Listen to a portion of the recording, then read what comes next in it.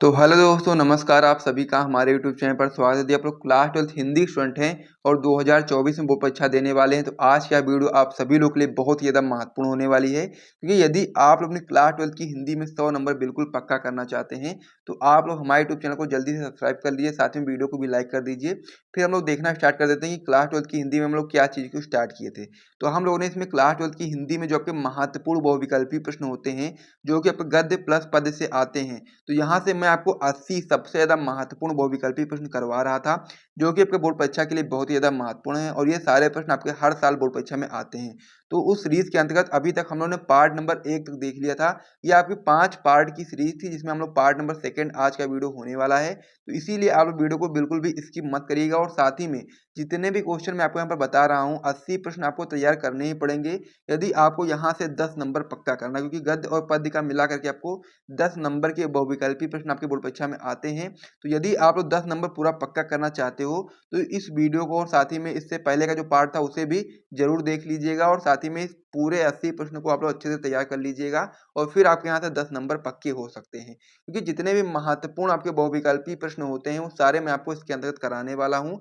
40 मैं आपको गद्य से कराऊंगा और 40 ही अब मैं आपको पद्य से कराऊंगा और फिर ये आपका टॉपिक जो होगा पूर्ण से कंप्लीट हो जाएगा। क्योंकि वैसे तो बहुत सारे क्वेश्चन होते हैं, लेकिन जिनकी संभावना है 2024 की बोर्ड परीक्षा में आने की, जो मोस्ट इंपॉर्टेंट है, उन्हीं को इसके अंतर्गत करवाया जा रहा है।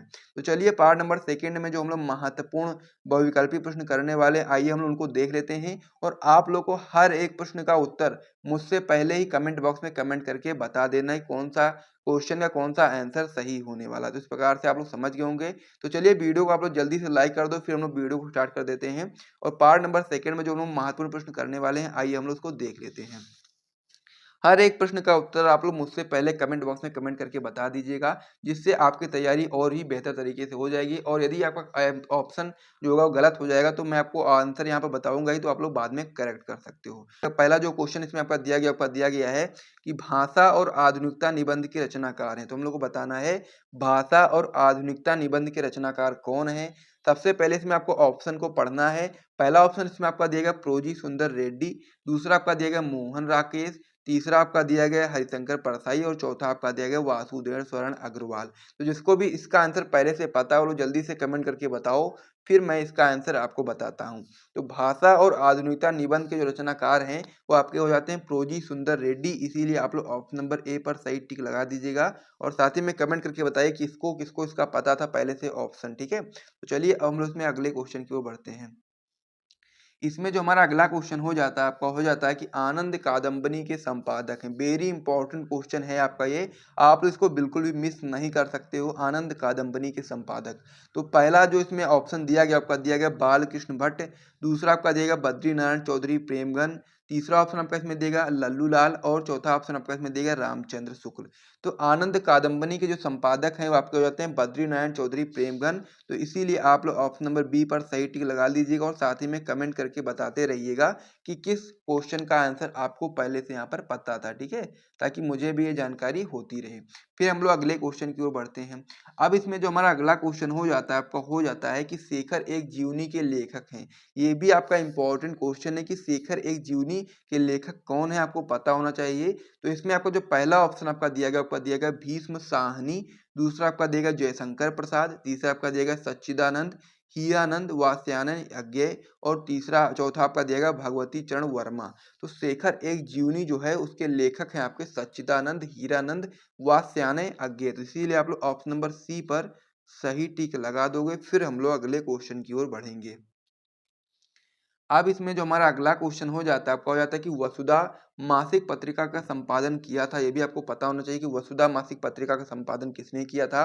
पहला ऑप्शन आपका इसमें दिएगा प्रोजी सुंदर रेड्डी, दूसरा आपका देगा सरदार पूर्ण सिंह, तीसरा आपका देगा डॉक्टर संपूर्णानंद और चौथा आपका देगा हरिशंकर परसाई।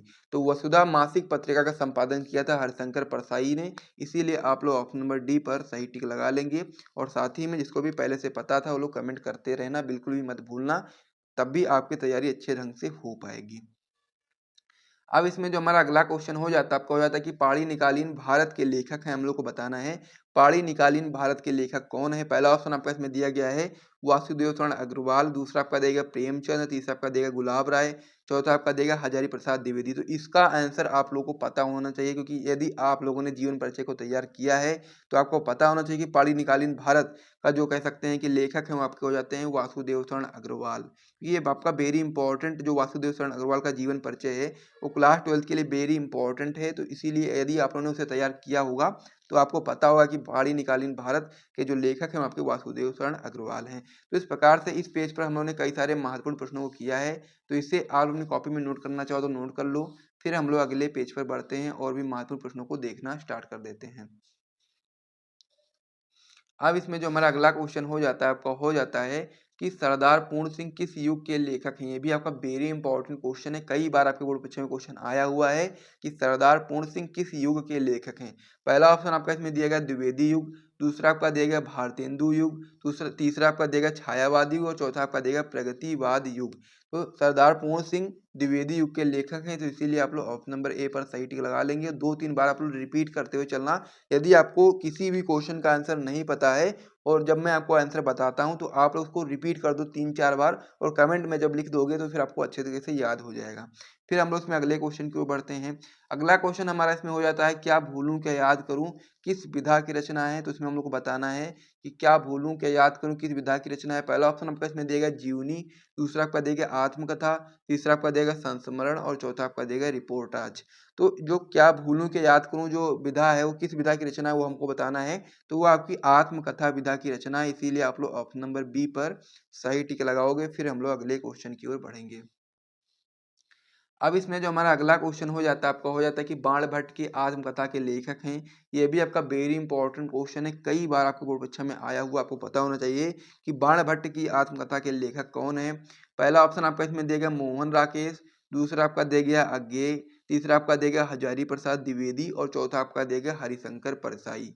तो बाण भट्ट की आत्मकथा के लेखक आपके हो जाते हैं हजारी प्रसाद द्विवेदी। इसीलिए आप लोग ऑप्शन नंबर सी पर सही टिक लगा दोगे। और जिसको भी पहले से पता था वो लोग कमेंट करके जरूर बताइएगा। यदि आप लोग लेट भी हो जाते हो तब भी आप लोग को कमेंट कर देना है ताकि आपको याद रहे अच्छे तरीके से। अगर मान लीजिए पहले से आपको पता है लेकिन जब आप लोग कमेंट करोगे तो आपको और भी अच्छे तरीके से वो चीज़ याद हो जाएगी। अब इसमें जो हमारा अगला क्वेश्चन होता है भी आपका वेरी इंपॉर्टेंट क्वेश्चन होता है कि कवि वचन सुधा के संपादक थे। ये हमको बहुत ही अच्छे तरीके से याद करना पड़ेगा कि कवि वचन सुधा के संपादक कौन थे। पहला ऑप्शन इसमें आपका देगा बालकृष्ण भट्ट, दूसरा आपका देगा प्रताप नारायण मिश्र, तीसरा आपका देगा वियोगी हरि और चौथा आपका देगा भारतेंदु हरीशचंद्र। तो कवि वचन सुधा के संपादक थे भारतेंदु हरीशचंद्र। इसीलिए आप लोग ऑप्शन नंबर डी पर सही टिक लगाएंगे। वेरी इंपॉर्टेंट क्वेश्चन था तो इसको आप लोग बिल्कुल भी मिस मत करिएगा। फिर हम लोग अगले क्वेश्चन की ओर बढ़ते हैं। अब इसमें जो हमारा अगला क्वेश्चन हो जाता है आपका हो जाता है कि चंद्रगुप्त नाटक के लेखक है, हम लोग को बताना है चंद्रगुप्त नाटक के लेखक कौन है। पहला ऑप्शन इसमें आपका देगा जयशंकर प्रसाद, दूसरा आपका देगा राम कुमार वर्मा, तीसरा आपका देगा भारतेंदु हरिश्चंद्र और चौथा आपका देगा लक्ष्मी नारायण मिश्र। तो चंद्रगुप्त नाटक के जो लेखक है हमको बताना है। बहुत ही सिंपल सा इजी सा क्वेश्चन है, आपको पहले से ही पता होगा कि चंद्रगुप्त नाटक के लेखक कौन है। तो इसमें आपका जो सही ऑप्शन हो जाता है आपका हो जाता है ऑप्शन नंबर ए यानी कि जयशंकर प्रसाद। तो इसीलिए आप लोग ऑप्शन नंबर ए पर सही टिक लगा लेंगे। तो इस प्रकार से इस पेज पर भी हम लोगों ने कई सारे महत्वपूर्ण बहुविकल्पी प्रश्नों को किया है। तो इसे भी आप अपनी कॉपी में नोट कर लीजिए। फिर हम लोग अगले पेज पर बढ़ेंगे और भी महत्वपूर्ण प्रश्नों को देखना स्टार्ट कर देंगे। और यदि आप लोग इन सभी 80 के 80 प्रश्नों को तैयार कर लेते हो या फिर आपको पहले से ये चीज़ याद है तो आप लोग अपने क्लास 12 की हिंदी में आराम से 90% तक पहुंच सकते हो। क्योंकि यदि आप लोगों ने ये चीज़ पहले से तैयार कर रखी है तो आप लोगों ने बहुत सारी चीज़ों को पहले से तैयार कर रखा होगा। और इसी प्रकार से और भी इंपॉर्टेंट वीडियोस हमारे यूट्यूब चैनल पर आ रही हैं हिंदी के लिए।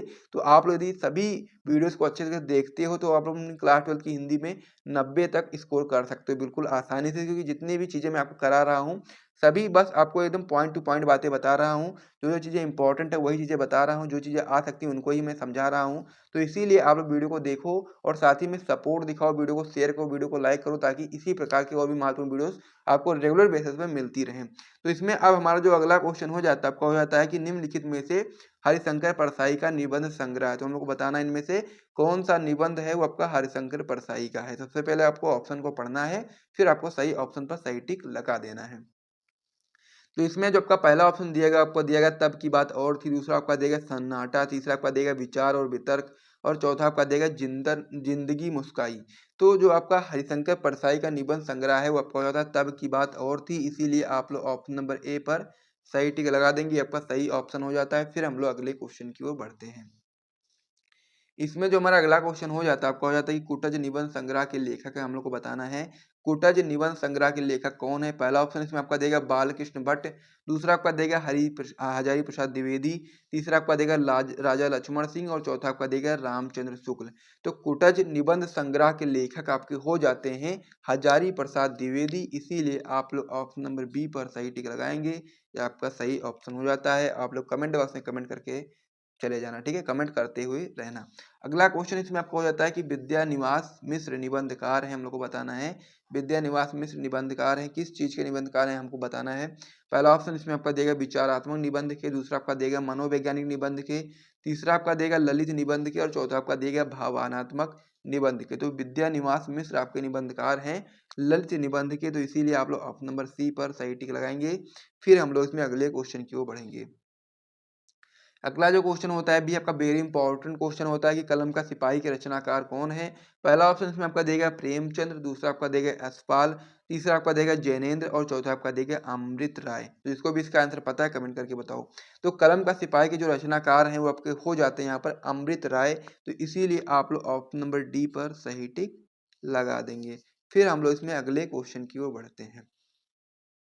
इसमें जो हमारा अगला क्वेश्चन हो जाता है, आपको हो जाता है कि साहित्य सहचर के लेखक हैं, तो हम लोग को बताना है साहित्य सहचर के लेखक कौन है। पहला ऑप्शन इसमें आपका देगा हजारी प्रसाद द्विवेदी, दूसरा आपका देगा महादेवी वर्मा, तीसरा आपका देगा बाबू गुलाब राय और चौथा आपका देगा महावीर प्रसाद द्विवेदी। तो साहित्य सहचर के जो लेखक हैं आपको हो जाते हैं हजारी प्रसाद द्विवेदी, इसीलिए आप लोग ऑप्शन नंबर ए पर सही टिक लगा लीजिए। तो इस पार्ट में भी हम लोगों ने 15 महत्वपूर्ण बहुविकल्पी प्रश्नों को कर लिया है। पिछले पार्ट में भी हम लोगों ने 15 किए, तो 30 क्वेश्चन आपके कंप्लीट हो चुके हैं और बचे हैं आपके 50 प्रश्न, और उसको भी हम लोग अगले अगले पार्ट में करके सारे प्रश्नों को कंप्लीट कर लेंगे। तो इसीलिए आप लोग इसे अपनी कॉपी में नोट करना चाहो तो नोट कर सकते हो, और साथ ही में यदि आपको यहाँ तो वीडियो पसंद आए तो वीडियो को लाइक कर दीजिए, साथ में चैनल को भी सब्सक्राइब कर दीजिए। फिर हम लोग मिलते हैं नेक्स्ट वीडियो में, तब तक के लिए जय हिंद।